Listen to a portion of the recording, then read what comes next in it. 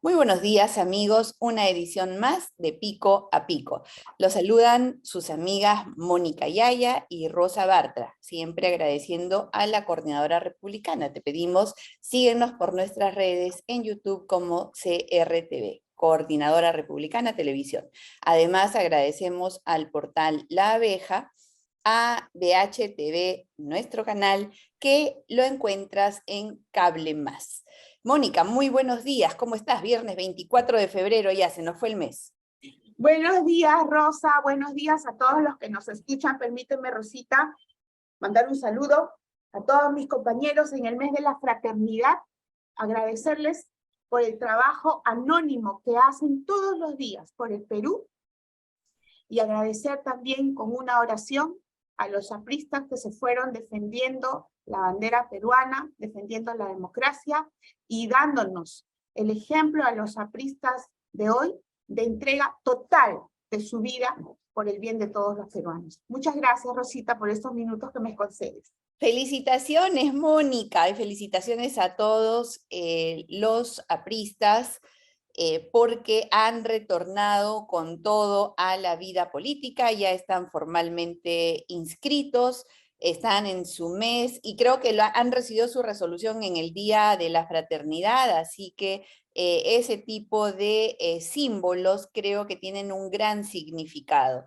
Así que felicitaciones, muy buen retorno a la arena política, la pluralidad de ideas y sobre todo cuando éstas vienen dentro de una institución tan consolidada como es el Partido Aprista Peruano, hay que celebrarlas. Felicitaciones.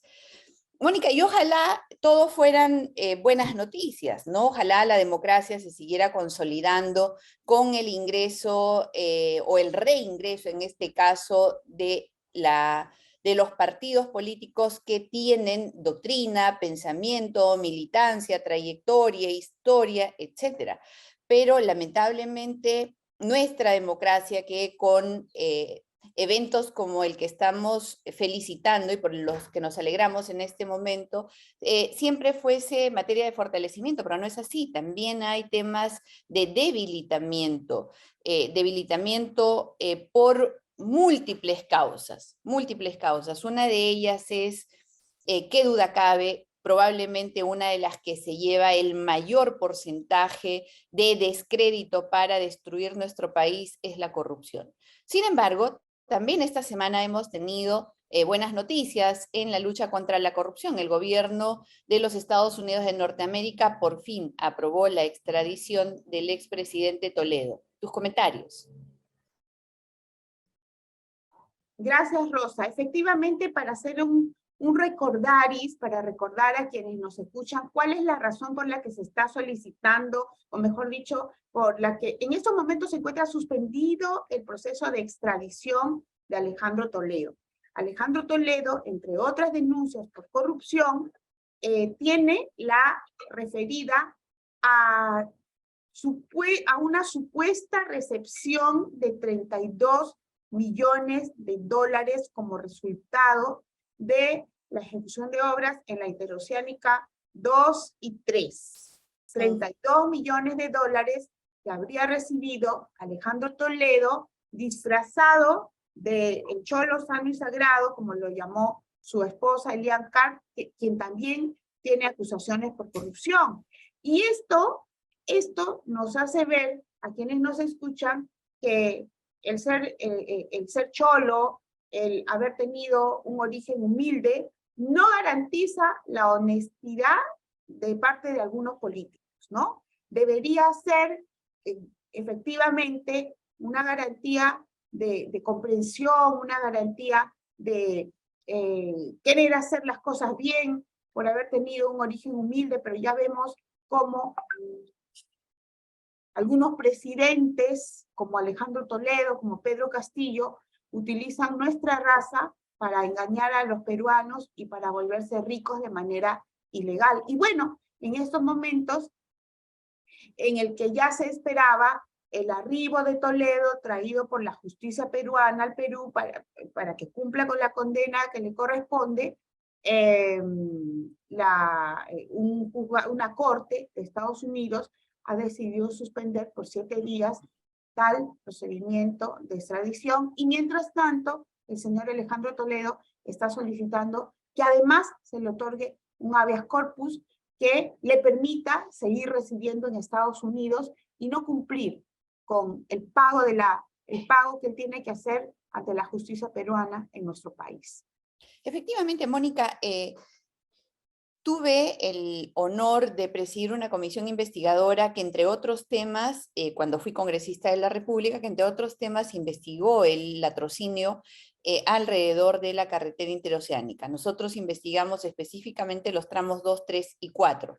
Y Mónica, debo decirte, en total honor a la verdad, que lo que se hizo ahí fue un crimen. Un crimen porque se ofreció un polo de desarrollo que 20 años después se ha demostrado que era solamente humo, solamente mentira, solamente crearle una ilusión a el sur del país que, con justa razón, pues se siente permanentemente, no solamente al sur, a la selva peruana, que se les ofrecieron polos de desarrollo y que no finalmente ha sido así, sino más bien desde la concepción de este megaproyecto hubo la intención de beneficiarse ilícitamente a través de coimas que estuvieron pactadas prácticamente desde el inicio. Y creo y espero que el retorno de Alejandro Toledo, que, mira, casualidad, va a compartir cárcel con quienes tanto criticó, con quienes tanto criticó, de ahí que todos, amigos, tengamos en cuenta que cuando no se actúa de buena fe, cuando se actúa atacando al otro para tapar tus miserias, al final eso es un boomerang. Y Alejandro Toledo va a terminar también en Barbadillo, compartiendo ahora prisión con Pedro Castillo, ni más ni menos.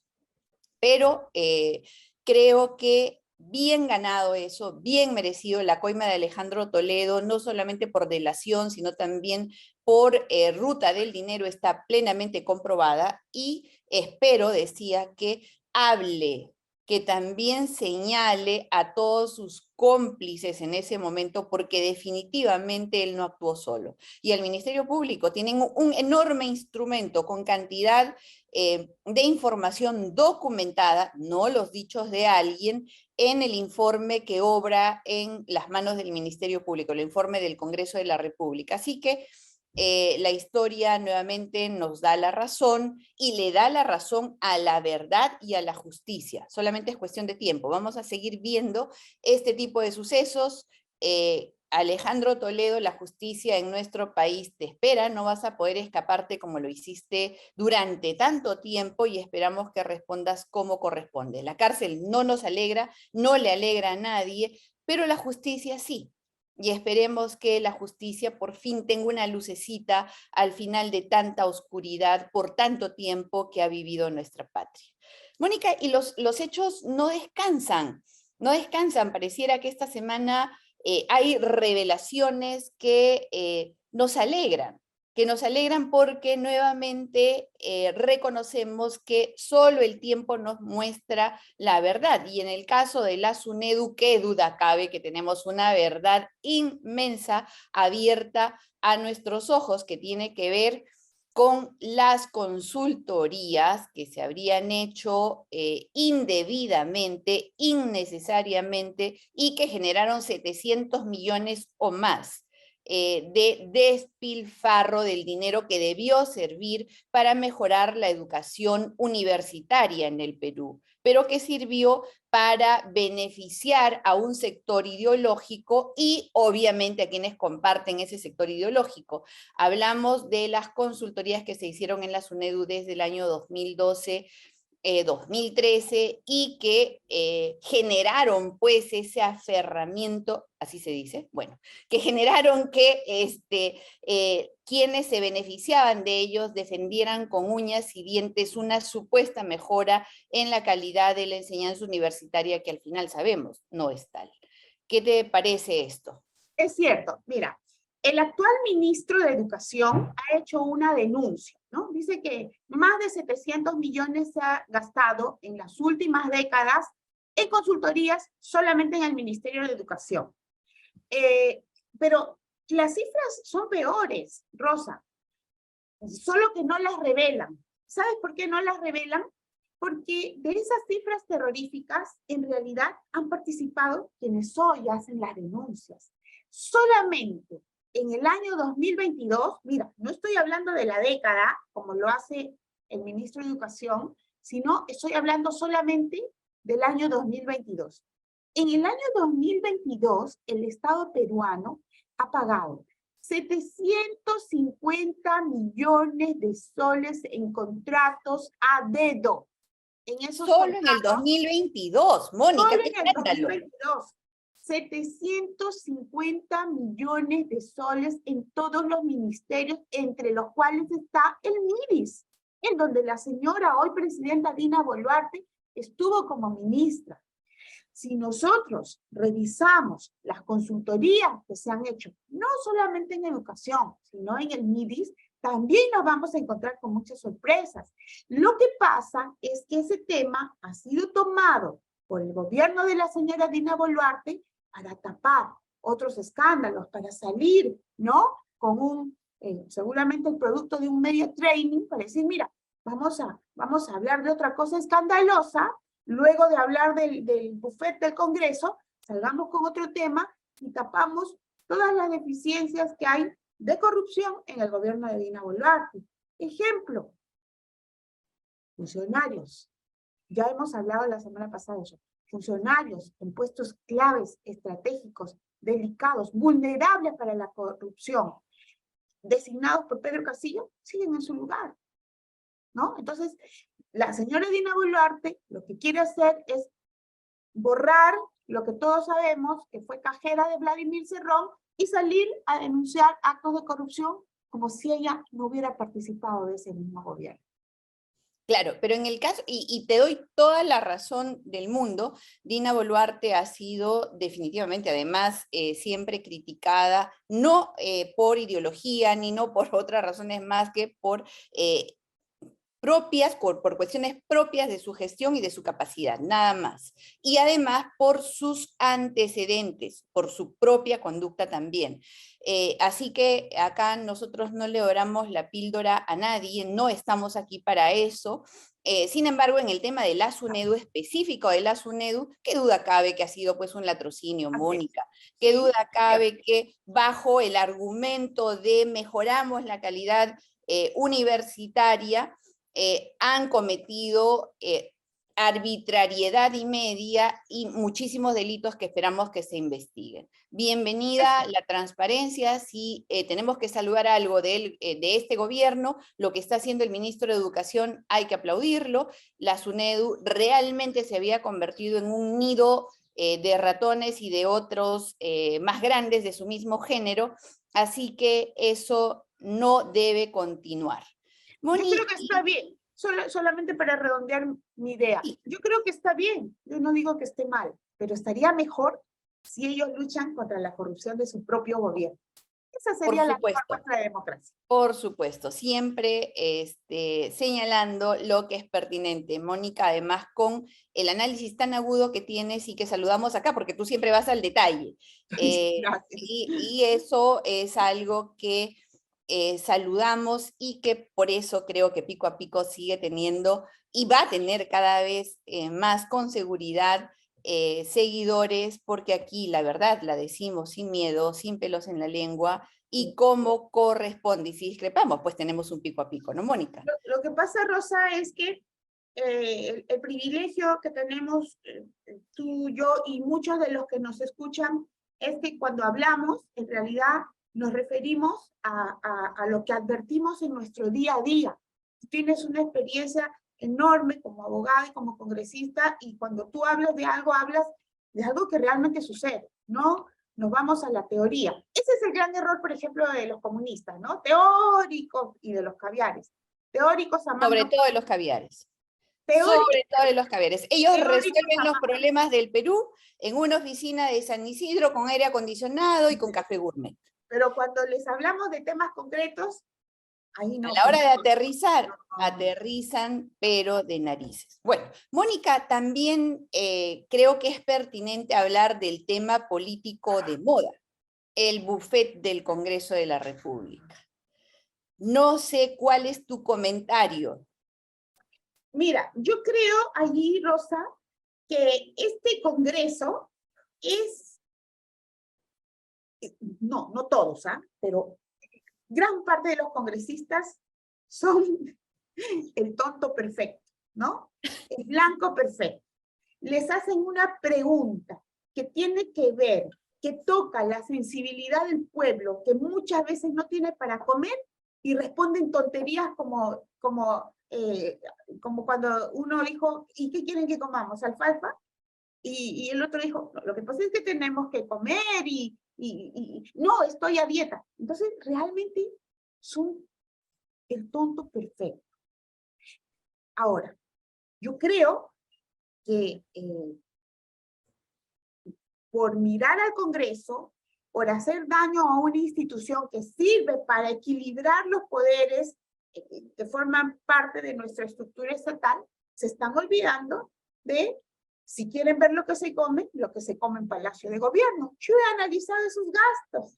En Palacio de Gobierno, la presidenta de la República come medallones de pavo, chuleta de chancho, lomo fino, entre los pescados comen trucha, corvina, los pescados más caros, ¿no?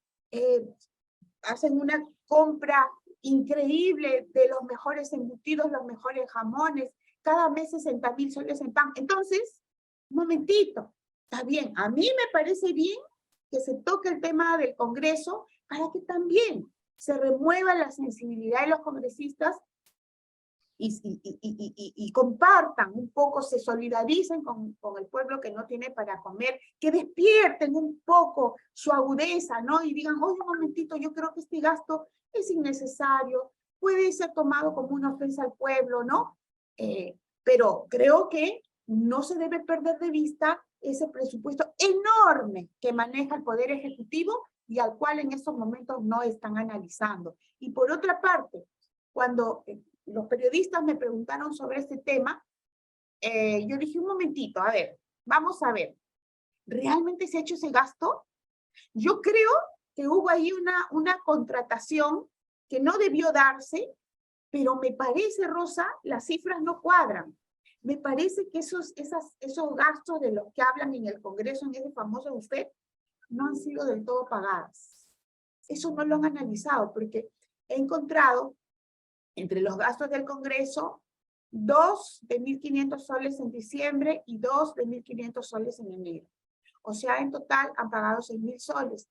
Y eso no cuadra con el buffet que dicen que creo que es de 190 soles por cada congresista en cada pleno. Las cifras no cuadran, pero eso no lo ha analizado ningún congresista. No lo ha respondido el oficial mayor. De repente, hay parte de la verdad en la falta de sensibilidad del Congreso de la República en contratar buffets tan caros mientras la gente se muere de hambre afuera, pero quizás no han tenido la capacidad tampoco de decir su parte de la verdad, ¿no?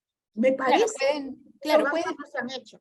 Pueden ser muchas cosas, Mónica, pero creo que el tema de fondo es el nivel de desaprobación que no han sabido gestionar, que no han podido gestionar, que es realmente histórico, realmente histórico. Creo que esas cifras de desaprobación, el Congreso, sabemos que los parlamentos son impopulares, sabemos que en ninguna parte del mundo el control es bienvenido y que siempre, sobre todo por parte de los controlados, va a tratar de ser deslegitimado, debilitado. Sin embargo, debemos reconocer que se ha hecho bastante por parte de este Congreso, a quienes hay que reclamarles que además de la enorme deslegitimización a la que sometió Vizcarra y que continúe en el tiempo, ellos han contribuido muchísimo, muchísimo. Esta mecida del adelanto de elecciones y seguir meciendo,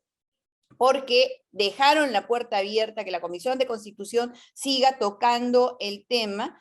Obviamente ha dejado la grieta abierta para que cualquier situación desatinada, desafortunada o no, sirva para atacarlos. Y sus respuestas siguen siendo torpes, muy torpes, creo que poco favor le hacen a la democracia con actitudes como esa.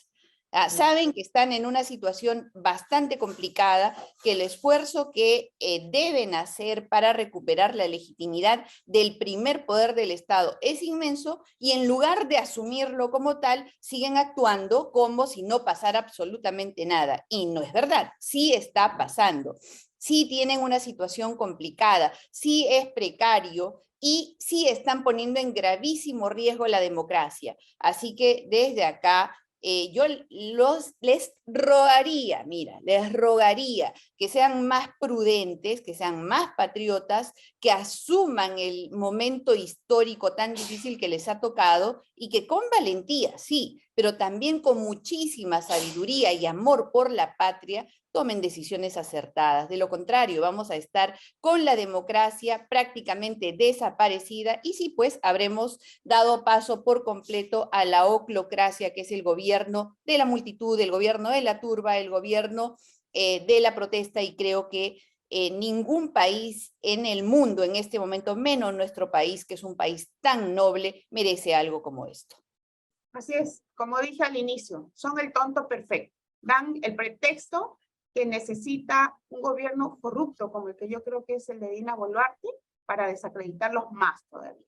Y el congresista de la República, lo último que puede ser, al tener la voz y la representación de 35 millones de peruanos, puede ser el tonto perfecto, pues. Ni el imperfecto. O sea, necesitamos congresistas que den la talla. Atentos, despiertos. Despiertos, preparados, no todo es grito. El grito debe necesariamente estar legitimado en un sustento legal, social, político y hasta doctrinario, porque de lo contrario están haciendo cualquier cosa, menos política. Y al Congreso se va a hacer política.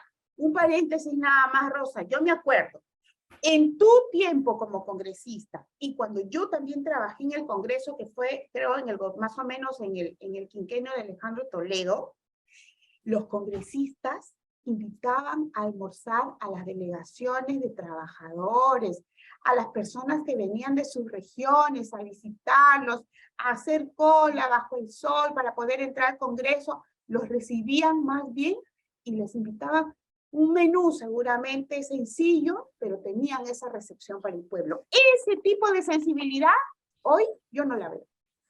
Y además, expresiones como la comida de tercera, en un país en el que la patita de pollo, el hígado, yo no entiendo qué es la comida de tercera realmente. Y debe ser porque tengo un origen humilde, porque vengo de la altura, porque he crecido en una familia numerosa, y no comprendo ese tipo de expresiones en un padre o en una madre de la patria. Defiendo al Congreso y hay que defenderlo, sin embargo, hay expresiones pues realmente lamentables, inaceptables, Eso ¿no? reitero. Eso es hasta, digamos, mirarte de arriba para abajo, ¿no? O sea, ¿qué quieren? ¿Que coma?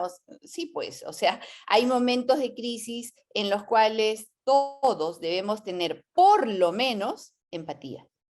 Y en el Perú, por lo menos 30 millones de peruanos deben comer esa comida que algún congresista desafortunadamente ha denominado de tercera. Y eso es, insisto, inaceptable. Moni, creo que el Es tiempo... deliciosa, pero que aunque sea eso que el congresista llama de tercera, no lo tienen muchas personas, ¿no? Ni eso, así es, así es. Y bueno, Mónica, creo que estamos llegando al fin del programa. No quisiera dejar pasar el tiempo, siempre nos gana, pero esta semana hemos tenido un evento en la Universidad Nacional Mayor de San Marcos que también ha generado mucha noticia, mucho comentario, y en redes sociales se está moviendo un montón la intervención del ex diputado, ex presidente del Poder Judicial y ahora activista, Duberlí Rodríguez, quien junto con el ex presidente del Consejo de Ministros, Aníbal Torres, han estado en una acalorada disertación en la Universidad Nacional Mayor de San Marcos, defendiendo obviamente su posición y sus ideas. ¿Qué te parece esto? A mí me parece claramente que utilizan un lenguaje terrorista, Rosa, y yo creo que el terrorista no se tiene que ofender cuando se le llama por su nombre, ¿no? Hay personas que injustamente son calificadas como terroristas, eso es cierto, que los terroristas hasta conmigo lo han hecho, porque como tú sabes, yo soy de izquierda, pero al terrorista hay que llamarlo terrorista, y no puede ser otra cosa que terrorista el que dice, por ejemplo, el que ataca a los integrantes de las Fuerzas Armadas y de las Fuerzas Policiales, como lo ha hecho el señor Aníbal Torres en la Universidad San Marcos, diciendo que hay que depurar las Fuerzas Armadas de asesinos, como si los miembros de las Fuerzas Armadas fueran una enfermedad, un parásito, los deshumaniza. Y esa deshumanización es propia de un lenguaje terrorista. Y lo que pierde de vista el señor Aníbal Torres es que los miembros de las Fuerzas Armadas y los miembros de las Fuerzas Policiales son tan hijos del pueblo como él. Muchos de ellos vienen de hogares de escasos recursos económicos y que tienen como un gran sueño que su hijo sea alguna vez policía, que su hijo sirva al ejército. Entonces, cuando el señor Aníbal Torres deshumaniza a los miembros de las Fuerzas Armadas y de las Fuerzas Policiales, lo que está haciendo es atacar directamente el corazón del pueblo, de donde nacen estos miembros de esas fuerzas del orden y que resguardan nuestras fronteras. Y lo mismo con el señor Duberlí Rodríguez. Yo, Rosa, te digo una cosa, yo soy crítica de la Constitución del 93, por su origen, por su espíritu, por la forma en que nació. Yo critico la Constitución del 93, pero decir vamos a quemar la Constitución es un ataque a la sensibilidad de quienes finalmente en un proceso constitucional elaborado, y además es atacar a quienes hoy creen en la Constitución del 93. Yo estoy segura que no son malas personas. Yo creo que tienen una percepción equivocada de lo que es una Constitución, pero yo no puedo ir y decir a la casa de otra persona, voy a quemar tu cama, voy a quemar tu mueble, voy a quemar aquello que tú quieres, porque eso es un ataque a la sensibilidad de quienes creen en esa Constitución. Mónica, yo ahí coincido plenamente contigo. Creo que el lenguaje violentista en este momento tiene un gran público, que duda cabe, y han sido aplaudidos por muchísima gente, porque vivimos un clima exacerbado, pero quienes tienen el nivel del doctor Duberlí o de Aníbal Torres deberían ayudar a bajar esa temperatura y no aprovecharse de ella. Me parece bastante malo. Yo tengo plena tolerancia con respecto al pensamiento de cada uno. Creo que no podríamos ser demócratas si empezamos a censurarnos los unos porque son de derecha o otros porque son de izquierda. O sea, hay libertad de pensamiento en nuestro país, está consagrada, es un derecho. Tengo derecho a pensar libremente y a elegir libremente la vertiente ideológica que a mí me parezca la adecuada. Eso creo que debería rescatarse como valor. La intolerancia, la cancelación por tu forma de pensamiento es algo que hay que combatir. Sin embargo, eso no significa aprovecharte de un momento socialmente complicado para treparte en la ola violentista y sacar rédito político de ella. Eso me parece que sí es cuestionable, que sí es reprochable, y más allá de sus ideas, a las cuales habrá que combatir con ideas, creo que debemos rechazar el uso, además, perverso de el desprestigio a las fuerzas del orden, porque son ellas las llamadas a protegernos en momentos difíciles. Y tratar de deslegitimarlas y cada día lesionarlas más y más y más, tiene un objetivo ideológico claro, pero las artes que están usando para defender su ideología son de las peores. Y eso hay que rechazarlo. Mónica, se nos acabó el tiempo. Hemos abarcado temas, son semanas intensas, qué duda cabe, pero seguramente el otro viernes nos encontraremos nuevamente para un pico a pico. Muchas gracias nuevamente a BH Televisión, al Portal La Abeja y a la Coordinadora Republicana, a los seguidores de Mónica Yaya y de Rosa Bartra por acompañarnos todas las semanas. Gracias, Rosa. Te envío un abrazo en el mes de la fraternidad aprista, un abrazo para todos los demócratas del país y para todo el Perú. Gracias. Hasta pronto. Gracias.